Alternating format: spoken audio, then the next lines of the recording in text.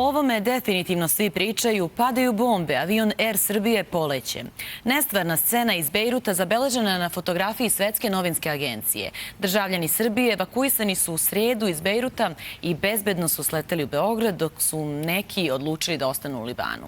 Kako je sve to izgledalo? Reći će nam kapetan Airbusa Nemanja Janjatović i kapetan ispitivač, zapravo instruktor, je li tako, Goran Nišić. Dobro jutro i hvala vam što ste naši gosti. Verujem da ste vidjeli ove fotografije.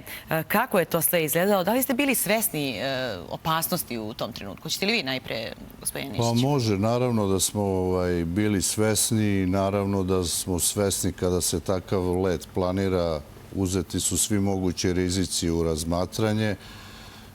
Razni timovi vlade Srbije, diplomatsko-konzularna predstavništva, kompanijske celine, organizacije učestvuju u toj pripremi leta i svi su svesni da je to potrebno takav let da bude izvršen i planiran u što kraćem i bržem i bezbednijem okruženju. Tako da sve mere koje su preduzete, realno se ide u tome pravcu da bude rizik sveden na minimum i na kraju nastupamo mi kao sami izvršioci toga leta. Kako ste se osjećali kada ste dobili zadatak da evakuišete naše državljane iz, da kažem, ratom zahvaćenog Bejruta? Pa gledajte, ovaj let se nije razlikuju ni u čemu od jednog običnog leta koji smo radili toliko puta. Priprema je nešto obimnija, nešto sveobuhvatnija. Potrebne su dodatne informacije, ali samo izvođenje leta se ne razlikuje puno.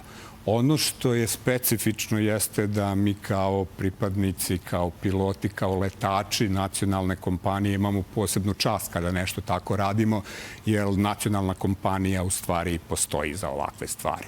To je ko drugi, ako ne mi. Ali što se tiče organizacije samog leta, ne nešto specifično više, osim relevantnih podataka i informacija koji su nam bile dostavljene, da bi mi mogli da obavimo taj let sigurno i bezbedno. Koliko puta prije toga ste leteli za Bejrut? Kažete, mnogo puta ste leteli? Pa mnogo puta. Ja sam bivši oficir i pripadnik transportne eskadrile Vojske Srbije, tako da sam često bio u Bejrutu. Tamo su bile naše mirovne misije dosta dugo.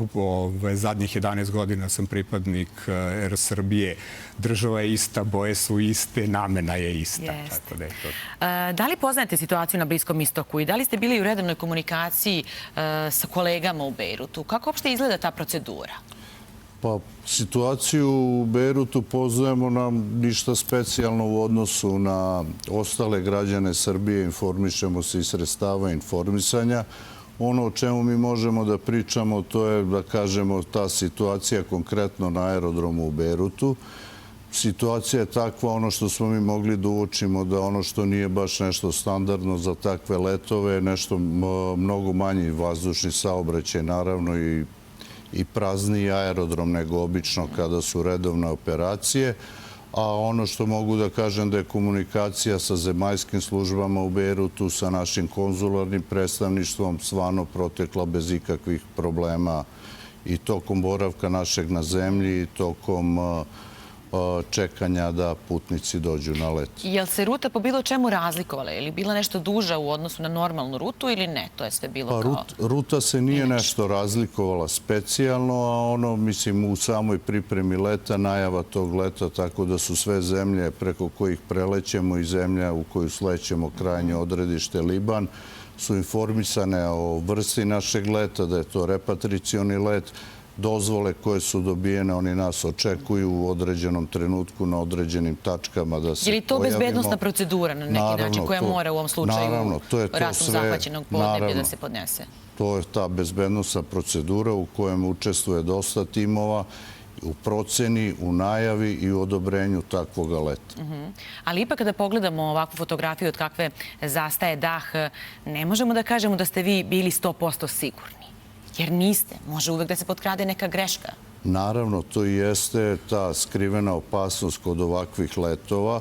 Iako vi preduzmete sve moguće mere da smanjite taj bezbednosni rizik. Jasno, ne zavisi od vas. Ne zavisi od nas i drugo, tokom samog leta vi ne znate, može da dođe i do promene trenutne situacije ili dešavanja na samom odredištu.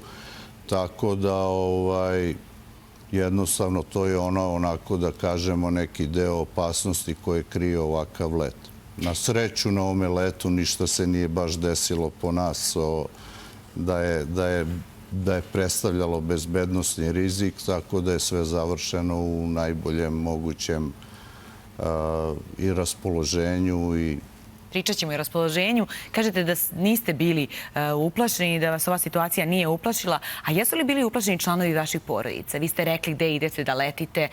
Kako su oni reagovali? Ja izbegavam da obaveštavam porodicu. Jedina osoba koja zna kada obavljam takve letove jeste moja supruga. Kasnije saznaju i ostali, jeli? Je li pokušala da vas, da kažem, odvrati, da vam kaže, ne, moraš ti da ideš na ovaj let? Ona zna za koga se udala, zna kojim se poslom bavim i uvek kažem ko drugi ako ne mi. To je potpuno normalan i logičan sled radnji. Bilo mi je zadovoljstvo što sam učestvovao kao deo tima Air Srbije koja je izvršila ovaj zadatak za potrebe vlade Srbije i zaista sam počastvovan i drago mi je biti deo ovakve ekipe. Eto, lepo je to čuti. A kakvu situaciju ste zatekli u Bejrutu? Kada ste stigli tamo, šta ste prvo uočili? Kako je to sve izgledalo? Mi trenutno, ono što mi možemo da vidimo ono iz vazduha kad prilazimo aerodromu. Naravno, to iz vazduha kad gledate ne možete ništa nešto da uočite da se specifično dešava različito nego uobičajeno. A, kažem, po samom sletanju na sam aerodrom mi o situaciji baš u gradu nismo informisani.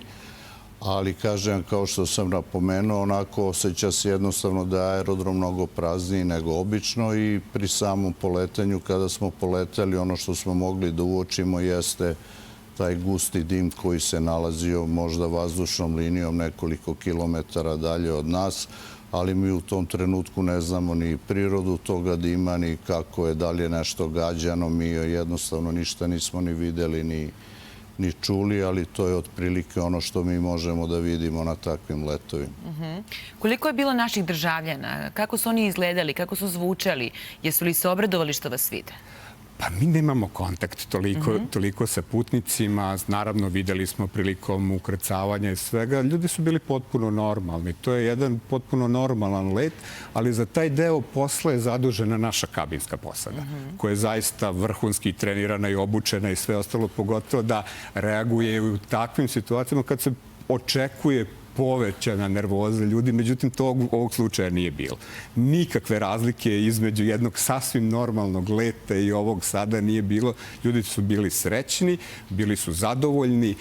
Ni po čemu niste mogli da zaključite da su oni izašli iz ratom zahvaćenog područja. Bili su srećni što su videli svoju kompaniju, svoje ljude, čuli svoj jezik, čuli našu objavu iz kokpita, a za sve ostalo je zadužena naša vrhunska kabinska posada koja je omogućila da se let obavi zaista onako lepo, prijatno, u jednom domaćinskom maniru, onako kako se Air Srbija i trudi da to na svakom svom letu obezbedi. I kako se osjećate sada kada je ovo završeno, kada su naši državljani u Srbiji, kada ste obavili ovaj važan zadatak, misiju? Pa naravno da je osjećaj zadovoljstva prisutan, a ono što u stvari nama daje taj neki najbolji osjećaj jeste zadovoljstvo putnika pri samom izlasku iz aviona, njihovo zahvaljivanje, pozdrav i sama činjenica da znamo da je let završen bez ikakvih problema i da možemo da se okrenemo narednim nekim našim aktivnostima redovnim i obavljanju komercijalnih letova. Jer ovo nije prvi let, ranije također Air Srbija imala dosta tih repatrijacijskih letova, naročito kad je situacija u Izraelu eskalirala. Također u vreme pandemija korone bilo je strahovito mnogo letova, nekih 10.000 putnika smo prevezli u tom periodu, ali nisu ni svi letovi, da kažemo ovako, da su letovi u neka žarišta i krizna područja. Također imali smo stvarno neke letove na koje smo ponosni, na floti 330, gde smo leteli za Manilu po naše košarkaše. Imali smo taj letove u koroni. Vi ste leteli isto? Ja nisam bio, kolega je bio na tome letu baš za Manilu, a takođe u koroni smo ponosni na jedan let, direktan let od Beograda do Los Angelesa koji je bio direktan i trenutno je najduži let koji je obavila Air Srbija do sada bez prekida. Na koji let ste vi lično ponosni, gospodine Nižiću, a pa ćemo čuti gospodina Janjatovića šta će da nam kaže? Pa ne mogu da kažem tačno na koji let, ali eto, kažem, ovo mi nije prvi put da sam učestvovao u tim repatriacijskim letovima. Takođe sam bio na tim letovima za Tel Aviv, gde je bila slična situacija. Takođe sam obavljao dosta letova u koroni, gde je takođe bilo strahovito bitno da se ti kompanijski resursi iskoriste, da ta, mislim, već poznata i medicinska oprema i ljudi da budu preveženi, da se vrate kad je faktički vazdušni saobraćaj bio totalno prekinut.